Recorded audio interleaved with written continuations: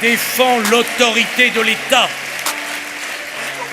Car si l'étatisme et la bureaucratie menacent la République, la contestation de l'autorité de l'État par une coalition de communautés, de minorités agissantes, de féodalité et de crépuscules violents est une grande menace pour la République qui ne peut pas accepter d'être défiée à chaque minute. La République est un régime d'autorité. Sans autorité, il n'y a plus de République. La République doit soutenir les forces de l'ordre lorsqu'elles sont attaquées. Car ce sont les forces de l'ordre républicaines. La République ne peut pas accepter les territoires interdits et les voyous qui se croient tout permis.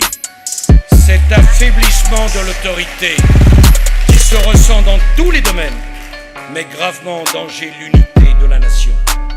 La République est un régime d'exigence.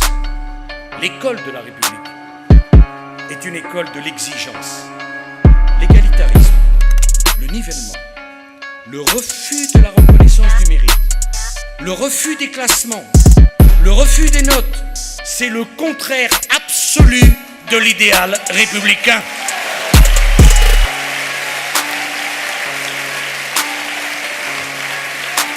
La République, c'est l'égalité des droits garantis par les devoirs de chacun. La République, c'est la foi dans la science, c'est la foi dans le progrès.